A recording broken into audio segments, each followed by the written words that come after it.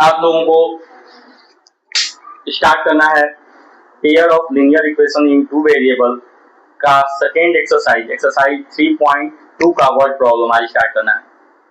Exercise 3.2 का word problem, ठीक है।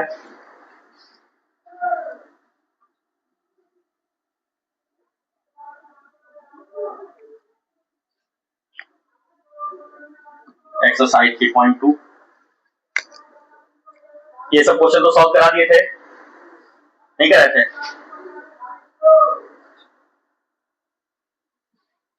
ये क्वेश्चन आप लोगों को सॉल्व कराया गया था। Solve 2x plus 3y equal to 11 and 2x minus 4y equal to minus 24 and hence find the value of m for which y equal to mx plus 3। ये हो गया था, इसके बाद का नहीं हुआ था। नेक्स्ट क्वेश्चन है form the pair of linear equation of the following problem and find their solution bye substitution method. ठीक है, क्वेश्चन है ये जो प्रॉब्लम दिया गया है, ठीक है ना, उससे आप लोग क्या कीजिए, लीनियर इक्वेशन बनाइए और इक्वेशन बनाकर सब्स्टिट्यूशन मेथड से इसे क्या कीजिए, सॉल्व कीजिए। जिसका फर्स्ट क्वेश्चन दिया है कि the difference between two number is 26 and one number is 3 times the other. दो नंबर का जो डिफरेंस है, डिफरेंस मतलब मालूम है अंतर ना, दो नंबर का जो डिफरेंस है वो कितना है, 26 है, और एक नंबर जो है वो दूसरे नंबर से तिगुना है, एक नंबर दूसरे नंबर का तिगुना है, 3 टाइम्स है। क्या है? 3 टाइम्स है। ठीक है, हम लोग मान लेते हैं कि let the one number be x and other number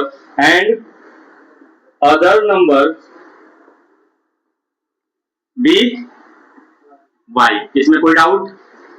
और हम लोग ये भी लेकर मान लेते हैं कि जो x है वो y से क्या है, बड़ा है, तभी जो है बड़े वाले में से छोटे वाले को माइनस करेंगे तो 26 आएगा ना, नहीं तो छोटे वाले में से बड़े वाले को माइनस कर देंगे तो माइनस 26 आ जाएगा, है कि नहीं।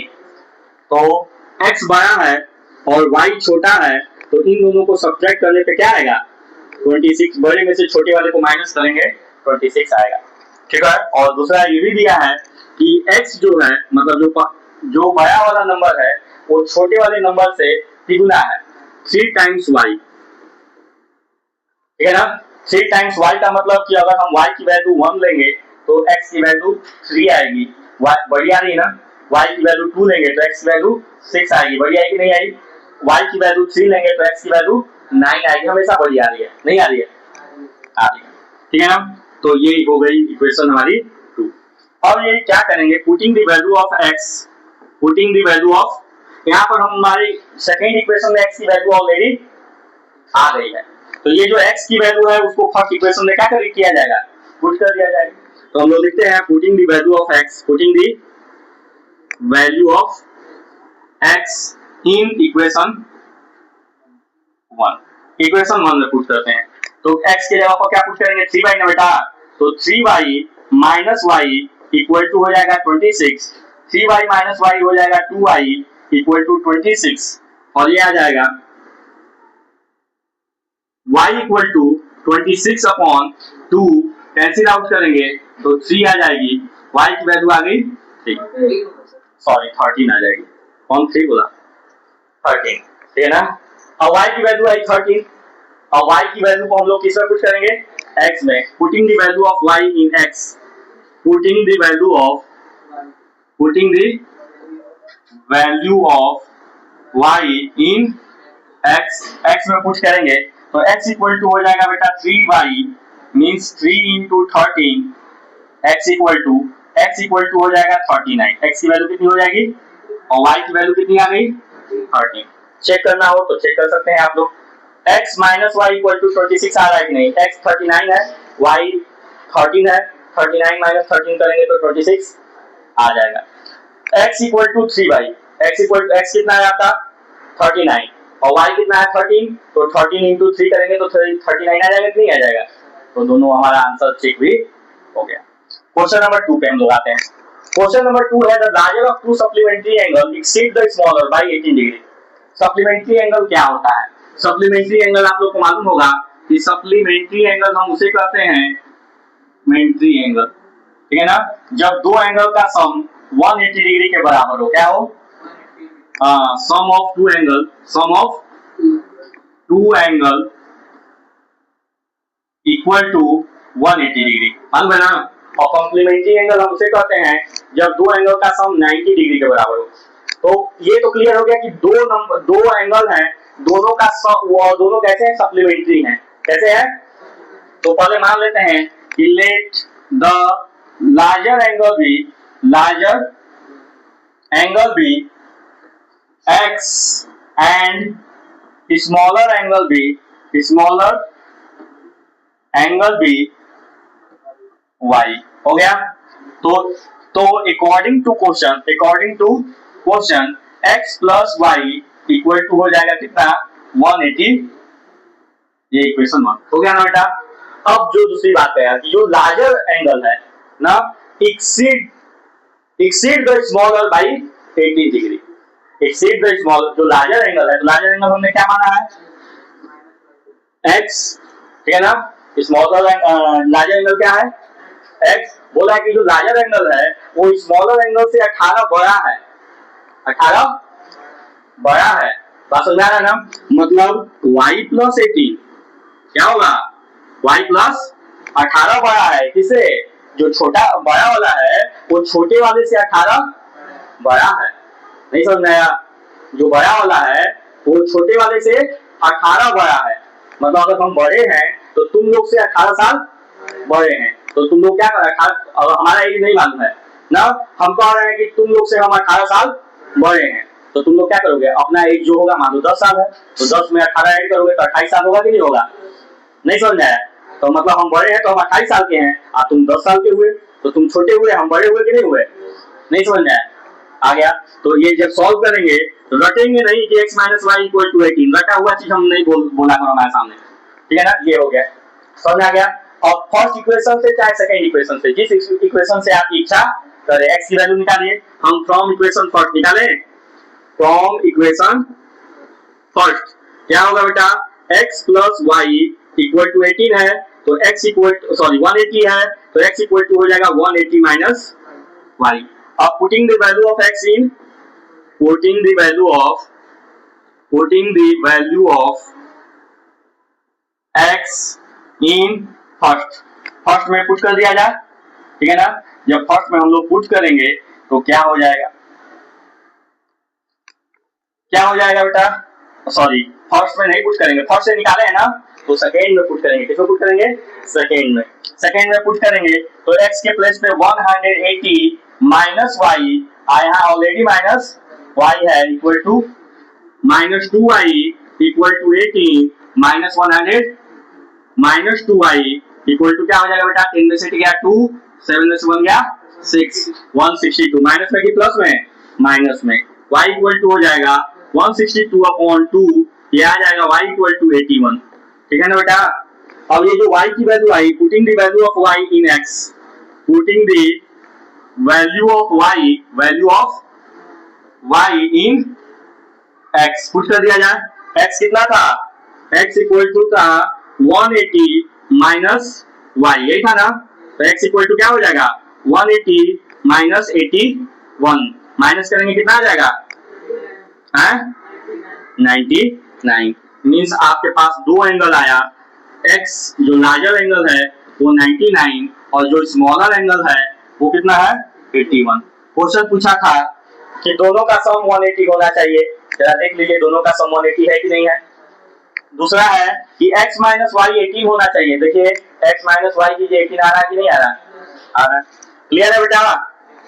Next question, the coach of a cricket team buy 7 bats and 6 balls for rupees इतना। क्रिकेट टीम का जो कोच है वो 7 बॉल और 6 गेंद खरीदता है इतने रुपए में। हमको 7 बॉल का और 7 बैट का और 6 बॉल का दोनों का कंबाइन करके कॉस्ट मालूम है 3800 है ना। हम मान लेते हैं कि बैट का दाम x रुपीज है और बॉल का दाम y रुपीज है, तो लेट करते हैं, लेट द कॉस्ट ऑफ क्या, बैट, 1 बैट कितना, 1 bat be x and cost of one ball be y. मान लिया। तो अकॉर्डिंग टू क्वेश्चन 7 बैट का दाम कितना हो जाएगा बेटा 7x, 6 बॉल का दाम कितना हो जाएगा और दोनों का मिलाकर कितना हो गया बेटा 3800। कोई दिक्कत? ये इक्वेशन 1। ओके, दूसरा इक्वेशन बनाते हैं। फिर बोला कि लेटर C बाय 3 बैट, तो 3x 5 ball 5y equal to rupees कितना 1750। Equation any doubt? समझ में आ गया कैसे इक्वेशन बना? समझ में आ रहा बेटा? Okay, from equation 1 7x equal to हो जाएगा बेटा 3800 माइनस 6y हो जाएगा। x इक्वल टू हो जाएगा 3800 माइनस 6y अपॉन 7। इसमें कोई डाउट? इस वैल्यू x की वैल्यू को किसमें पुट किया जाएगा सेकेंड में, इसमें putting the value of x in equation 2 में पुट कर दिया जाए। चलिए आते हैं हम लोग। ओके, इक्वेशन 2 यही है ना बेटा 3x, x की वैल्यू कितनी है 3800 माइनस 6y अपॉन 7 ये है, plus 5y equal to 1750। Multiply करेंगे 30 या 0, 3 8 या 24, 3 3 या 9 और 2 11 माइनस 18y क्लियर है upon 7 plus 5y equal to 1750। यहाँ डिनोमिनेटर में कुछ नहीं है तो 1 है, एलसीएम लेंगे 11400 minus 18y plus 35y plus equal to 1750 into 7। समझ में आया क्या? ये इस पूरे के अपॉन में 7 था, 7 को इधर से उधर लेते चले गए। 35 में से 18 माइनस होगा बेटा आ जाएगा 17y आ जाएगा, और ये इधर से इधर जाएगा उसको मल्टीप्लाई कर लेते हैं। 7 0 जा 0, 7 5 जा 35, 7 7 जा 49, 49 और 352, 7 1 जा 7 और 5 12 होगा, और इसको माइनस करेंगे तो ये हो जाएगा 11400। ये हो जाएगा 17y, सब्ट्रैक्ट करेंगे 0, 5 12 में से 4 गया 8, और ये हो जाएगा 12 में से 4 गया 8 850 आएगा। कितना आएगा? तो y इक्वल टू हो जाएगा 850 अपॉन 17, कट करेंगे ये आ जाएगा कितना 50। y की वैल्यू आ गई कितनी 50। अब y की वैल्यू को क्या करेंगे x में पुट करेंगे, ये क्या करेंगे तो है बेटा लिखेंगे putting the value of y इन, तो x क्या था बेटा x था 3800 माइनस 6y अपॉन, सही बोले हो ना, हम आगे देख नहीं रहे हैं, गड़बड़ होगा ना। y की वैल्यू कितनी आई है बेटा 50 आई है ना, अपॉन 7, गड़बड़ आएगी तो बताते हैं। 3800 minus 300 upon 7, x equal to आ जाएगा बेटा 3500 अपॉन 7, x इक्वल टू आ गया कितना 500। x किसकी कॉस्ट माने थे हम लोग बैट की है, तो लिखेंगे कॉस्ट ऑफ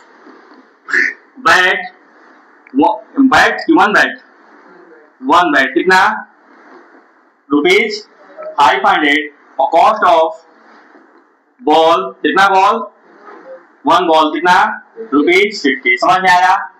नहीं आया? आ गया। नेक्स्ट क्वेश्चन है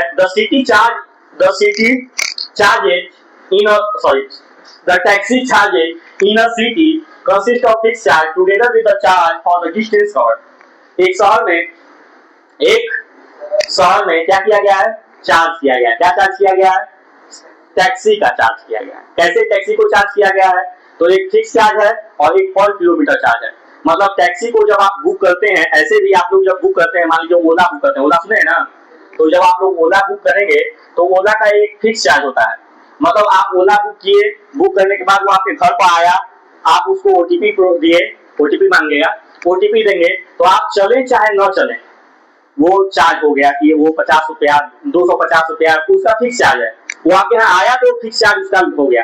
अब 250 के बाद आप 5 किलोमीटर चले तो 1 किलोमीटर चले तो उसका चार्ज है कि 1 किलोमीटर को 15 रुपया लेगा, 2 किलोमीटर चले तो 30 रुपीज लेगा, 3 किलोमीटर चले तो 45 रुपीज लेगा। जैसे आप जितना डिस्टेंस ट्रेवल करेंगे मतलब 250 रुपीज तो लेगा ही लेगा, उसके बाद जितना किलोमीटर आप चलेंगे उतने किलोमीटर के बाद आपको चार्ज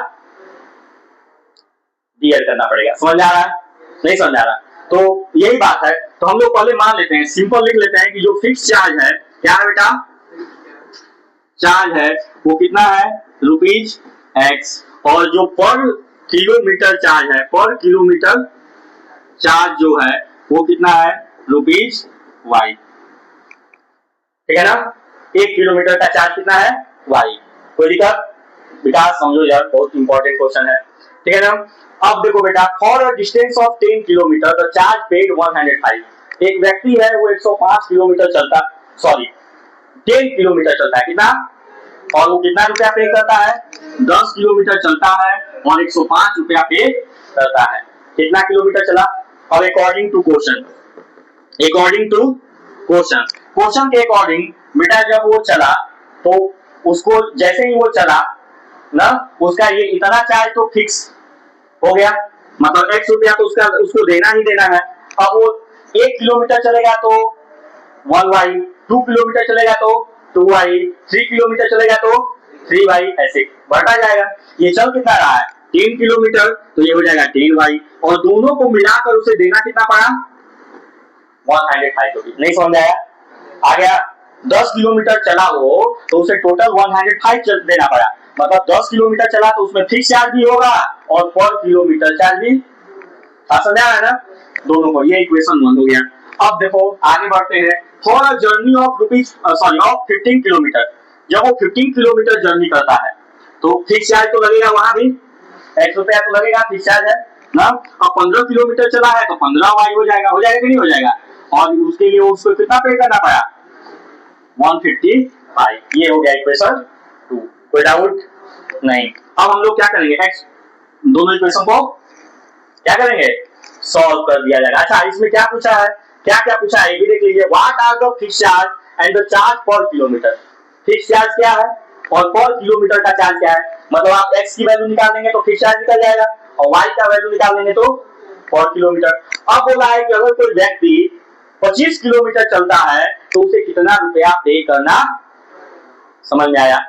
नहीं आया? आ गया। बढ़ते हैं हम लोग आगे। फ्रॉम इक्वेशन 1, फ्रॉम इक्वेशन 1 से x की वैल्यू आ जाएगी बेटा 105 माइनस 10y हो जाएगी ना बेटा। कोई डाउट है? ये क्या करेंगे, इस वैल्यू को putting the value of x, the value of x in equation 2, equation 2 में पुट कर दिया जाए। जब इक्वेशन 2 में पुट करेंगे तो क्या हो जाएगा बेटा, x के प्लेस पे 105 minus 10y plus 15y equal to 150 होगा। ये हो जाएगा 105 15y minus 10y 5y equal to 155। ये हो जाएगा 5y equal to 155 minus 105, 5y equal to हो जाएगा 50, y इक्वल टू हो जाएगा कितना 10। कोई दिक्कत? समझ में आया? y की वैल्यू 10 आ गई। ये जो y की वैल्यू है उसको x में क्या करेंगे, पुट करेंगे। Putting the value of y, putting the value of y in x, x में पुट करेंगे तो x इक्वल टू हो जाएगा 105 माइनस 10 इंटू 10 हो जाएगा बेटा, तो x इक्वल टू हो जाएगा 105 माइनस 100, x इक्वल टू हो जाएगा। तो क्लियर हुआ क्या कि जो आपका फिक्स चार्ज है, फिक्स चार्ज है वो कितना हो गया ₹5 हो गया, और जो पर किलोमीटर चार्ज है, पर किलोमीटर चार्ज है वो कितना हो गया ₹10। अब आगे हम लोग बात करते हैं। तो कहा है कि एक व्यक्ति है जिसको कितना चलना है 25 किलोमीटर, तो उसके लिए भी तो फिक्स चार्ज लगेगा बेटा, और पर किलोमीटर चार्ज लगेगा तो कितना लगेगा 25 वाई नहीं लगेगा, तो टोटल कितना इसे पे करना पड़ेगा फिक्स चार्ज कितना है 5 और प्लस 25y तो 25 इंटू 10 हो जाएगा 5 प्लस 200 प्लस करेंगे 200 मतलब उसे कितना पे करना पड़ेगा। नहीं समझ में आया? नहीं आया? आ गया? बहुत अच्छी बात है। नहीं आया तो और अच्छी बात है। A fraction become 9/11 if 2 is added to both numerator and denominator। बोला है कि अगर कोई फ्रैक्शन है जिसके न्यूमरेटर में 2 ऐड करते हैं और डिनोमिनेटर में भी 2 ऐड करते हैं तो जो फ्रैक्शन है वो कितना हो जाता है 9/11 हो जाता है। तो हम लोग मान लेते हैं कि वो फ्रैक्शन का जो न्यूमरेटर है वो x है और जो डिनोमिनेटर है वो y है। सबसे पहला काम कि लेट द न्यूमरेटर NUMERAT होगा numerator and denominator of a fraction bx and y respectively समझ में आया? क्यों दिए? क्यों रिस्पेक्टिवली क्यों लिखे? समझ में आया?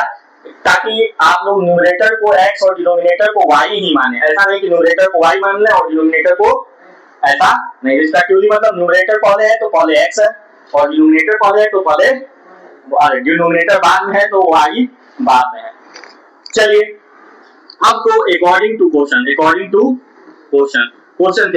अगर हम क्वेश्चन ही बोला है कि न्यूमरेटर में 2 ऐड कर दिया गया और डिनोमिनेटर में भी 2 तो फ्रैक्शन कितना हो गया 9/11। बोलिए आप क्रॉस मल्टीप्लाई करो बेटा तो 11x plus 22 equal to 9y plus 18 minus करेंगे 11x minus 9y equal to 18 minus 22। ये सॉल्व करेंगे 11x माइनस 9y ये y है समझने में आप लोग गड़बड़ नहीं कीजिए माइनस 4 हो जाएगा बेटा। कोई दिक्कत है? अब क्या बोला if 3 is added to both the numerator and denominator ठीक है ना। बोला है नेक्स्ट इसको इक्वेशन 1 बना लिया। बोला है कि अगर न्यूमरेटर और डिनोमिनेटर में दोनों में 3 ऐड करते हैं तो हमारा जो फ्रैक्शन है वो क्या हो जाता है 5/6 हो जाता है। कितना हो जाता है 5/6। सॉल्व किया जाएगा इसको क्या हो जाएगा सॉल्व किया जाए 6 को इसको क्रॉस मल्टीप्लाई करेंगे 6x plus 18 equal to 5x plus 15 कोई डाउट। ये हो जाएगा 6x minus 5x equal to 15 minus 18 6x ये गड़बड़ हो गया है आप लोग बोल भी नहीं रहे हैं ये 5y होगा 5 यहाँ भी 5 यहाँ भी 5y होगा तीनों जगह गड़बड़ था तभी तुम लोग नहीं बोले। वाह बेटा 6x minus 5y equal to क्या हो जाएगा -3 क्या हो जाएगा -3 आ गया। ये हो गया इक्वेशन 2। अब हम लोग क्या करेंगे पहले इक्वेशन से या दूसरे इक्वेशन से जिससे इच्छा करे फ्रॉम सेकंड क्या इक्वेशन सेकंड से 6x इक्वल टू हो जाएगा बेटा 5y प्लस 3 हो जाएगा x इक्वल टू हो जाएगा 5y प्लस 3 अपॉन 6 देख लो ये क्या बेटा माइनस गुड क्या होगा -3 ये देखिए 6x प्लस 5y माइनस 3 क्या हो जाएगा 5y माइनस 3 अपॉन 6 सही है ना। अब ये जो x की वैल्यू है उसको इक्वेशन 1 में क्या कर देंगे पुट कर देंगे। क्या लिखेंगे पुटिंग द